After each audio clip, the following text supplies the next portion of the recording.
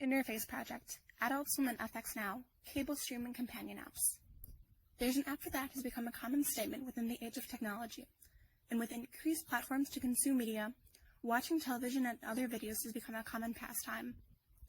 Whether the current trend of parent companies producing individualized streaming services remains to be seen, the continued access to digital libraries of television and movies will likely survive. Nevertheless, in order to obtain and keep its audience, media apps must rely on a few key features. The first being presentation and layout, the second being content availability, and the third being continued engagement. The two television-based apps chosen for this project are the FXNow app and the Adult Swim app. These apps were selected due to their different parent companies, allowing a better representation of low or no additional monetary cost entertainment. Disclaimer: the features presented within this video may or may not be available for everyone. I personally moved off my parents' DirecTV sign-in because I refuse to pay for any subscription services. A further disclaimer is that the FXNow serves as a companion app to the cable FX television channel. Currently, the app requires users to sign into their TV providers in order to access full episodes and movies, although no login required content is available intermittently. The Adult Swim app is a companion app to the Adult Swim channel, which broadcasts PG+ television shows after the conclusion of Cartoon Network's daily broadcast schedule. Adult Swim is a cable channel currently owned by AT&T Warner Media, the same parent company that owns HBO Max.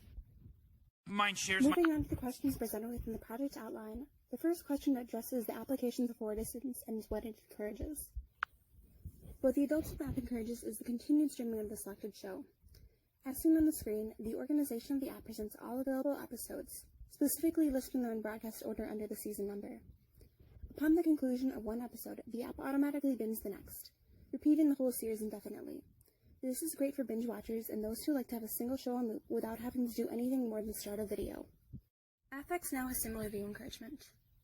Although, rather than repeating the series, the app begins a new one once all available shows have been finished, from the algorithm-suggested recommendations, seen here as "you may also like." What this feeds into is the push for new viewers and for the continued use of the app once the series has been completed. One thing that a lot of streaming services do well is the display of the title card. For both apps, the title card appears with the name of the show in the show's font, and at least one character from the show. Both of these are great for people who are not able to read and provide additional brand and show recognition. If randomly browsing, engaging title cards can also draw more views in. The second question asks about the constraints of the application and its limitations. Seen here is FXNow's opening screen, and the user is thrown at the app with little direction. The bottom of the screen mimics the menu seen on the bottom of phones, but provides little indication of what the symbols mean. One has to click on them to see the name of that particular section. For most people, and in this case I mean people who have and use smart devices, this inconvenience isn't a huge deal, but it does take time spent on the app not watching television. The Adult Swim app is slightly better with its opening screen organization, although the time it takes to view the complete assortment of shows is slightly overwhelming. Unlike FXNow's app, there are no categories to break the shows, such as FXNow's distinguish between its original creations, movies, and non-channel shows. At this point in the video, the two additional questions will not be addressed, starting with the prior technologies remediated through this interface. In general, the basic purpose of television and movie entertainment apps is to display and play the selected media. Streaming in general is working to replace physical recordings such as DVDs and VCR tapes, and to make everything instantly accessible, making the need for strict dedication to catch a new episode at a specific time obsolete. Streaming itself has come a long way since the early years of the internet. Before apps were widespread and official, people went to pirate websites when they need a specific series that either wasn't available on the channel's website, which was still a relatively new concept, or that they didn't want to pay for a physical set. People can and still do pirate, though the need has declined some since streaming services became mainstream, and since the widespread use of, and I use this in a very loose definition, borrowing other people's passwords for streaming services. A related question to the previous one concerns itself with the needed digital literacies to be able to navigate and function with these apps. Really, these apps, like a lot of similar streaming apps, they have the basic same functions. They demonstrate the shows you're able to watch, what content you have access to, and aside from a few slight minor differences, pretty much what you're going to watch next. It's little things like the little hamburger in the top left-hand corner, and I apologize, I know that's not like the correct term, but I don't know what to call it.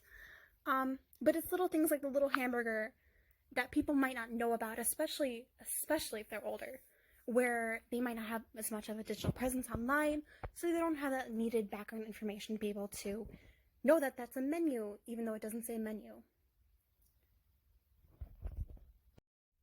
I know I'm running out of time, so I'll answer the last question very quickly.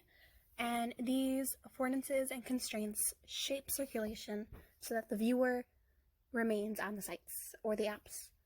It's the whole point of the automatic queuing up of the next video, of the next episode, of the next movie. It's to keep the viewer on the app.